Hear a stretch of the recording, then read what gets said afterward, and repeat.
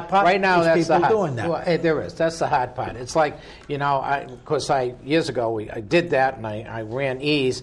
The problem is now that's what they want token.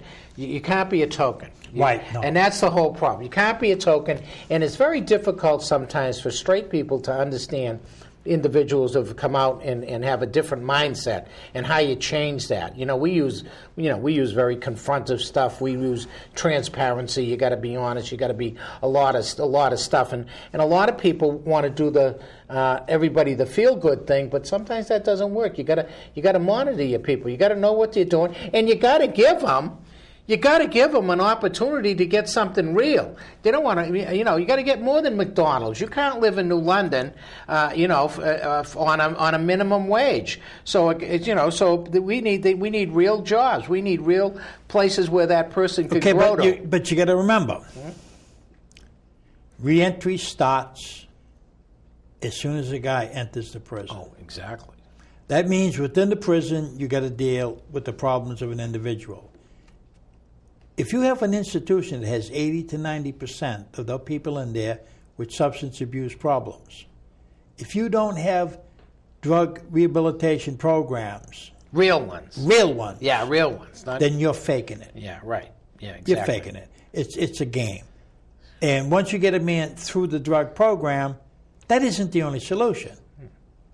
I mean, you have to get him educated. You have to take an individual, bring him you're going to confine him. Then you've got to bring him into the prison system. You've got to give him a barrage of tests. You've got to find out what his vocational skill levels are, what his education skill levels are, what his problem is, how did he become this type of person.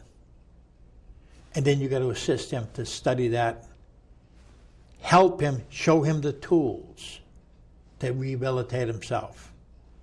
Now, once he goes out of the prison, now that's a whole other set of reentry concepts. Now you have to place to house them. All right. You have to, like, when I get out, one of the big problems was identification. In order to get a driver's license in Massachusetts, you have to have 3 sets of IDs. Duh. Where am I supposed to get 3 sets of IDs? I just got out of prison. I don't have any IDs at all. And the amazing thing is when I went, I had the prison ID card that had my picture, my name, and the car number. I mean, who is going to give you a fake prison ID? You know what I mean? Yeah, right. And there's no problem calling in saying, whose number was such and such? And I got Bobby here, right? Right. Right. You know, I mean, Robert's it's a valid ID, but it wasn't accepted. It wasn't accepted. It's a big game. What has to be done, and you can't expect the prisoner to do this on his own. That should be done right as you're coming out. Before you come out. Yeah, before so when you walk out the door, you have paperwork. You got paperwork. You have mass health. You have all the other stuff. It should be right there. Once you've done at least 5 years in a prison system, you're incapacitated. Your ability to do these things on your own is severely wiped out. You just can't do it. And I tell people this story. It's kind of funny, but this is the sad truth. In the prison system, they had one white toothbrush that you could buy from the canteen. It had a soft bristle, a medium bristle, and a hard bristle, but it was one white toothbrush. And for 20 years, that's what I brushed my teeth with. When I come out, my brother and sister-in-law brought me to the CVS to buy shaving gear and stuff and to pick out a toothbrush. There were 2 shelves. They had to be at least 10 feet long, every shape, color, size, and different heads on the toothbrush. I was incapable of picking out a toothbrush. I had no idea what this stuff meant, what that handle shape was, what those different heads on a toothbrush did, and what you would use them for, or even how to use them, right?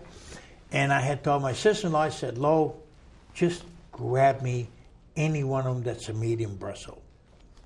And she looked and she says, oh, Bobby, these are medium bristles here. So I looked over there, and I mean, it's an area this big, and the same thing, all color, shape, and size. I was incapable of picking out that toothbrush.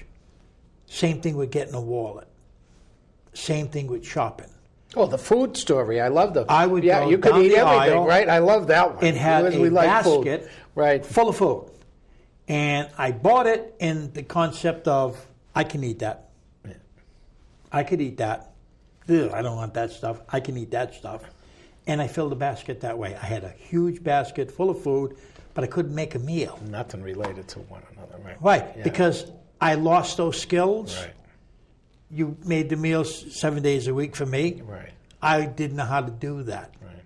You know, and that's why it's so important is that you rehabilitate a person in jail, and you got to stop doing that. You can't take a person to jail. It's like, okay, in the prison I was in, you wore scrubs. That meant there was no zipper.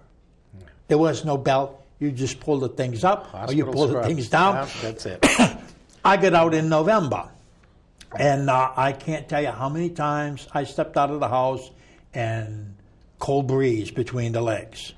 Say, oh, God. And it's really embarrassing. You know, you just keep forgetting that it's more than just pulling the pants up. You got to pull the zipper You up. got to zip it You and know? pull up and all that. Yeah, and I mean, there's just...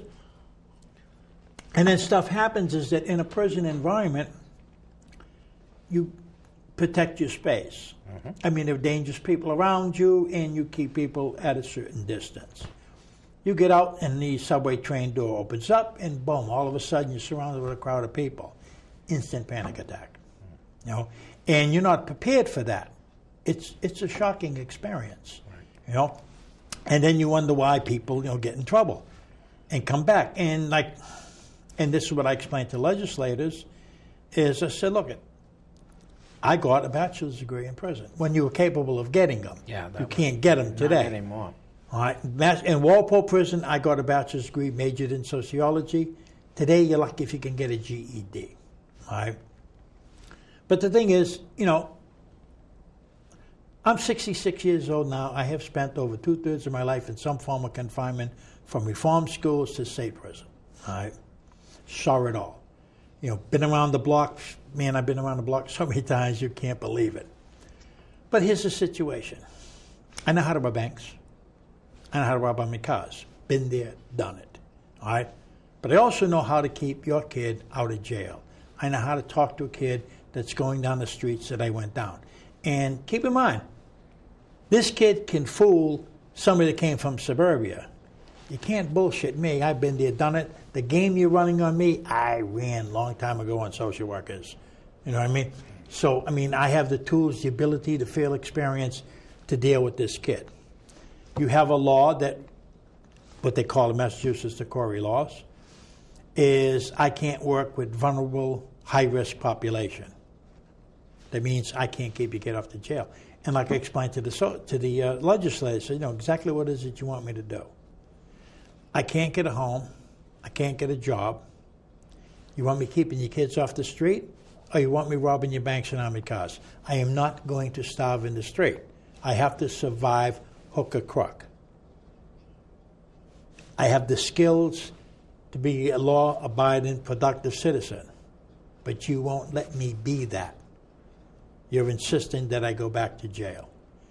And this is the problem, is people are coming into the streets, and the road to hell is paved with good intentions, as you know, Father. I certainly do.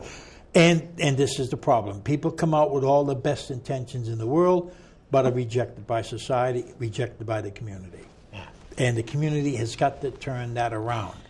And it's the community's duty and responsibility to say, listen, these are your brothers, sisters, fathers, uncles, brothers, cousins, your next door neighbors. You got to bring them back into the community as law-abiding, productive citizens and build your community. Not isolate, annihilate, ostracize, castrate your fellow human being. You want stand-up politicians. We know that for that to happen, we need strong politicians that are going to stand up and do it. And, well, up to the point, what we really need is we need the community to get involved. It's the community who puts the politician in the office, right? And if the politician is not serving the constituency, then the community should throw that clown out of office.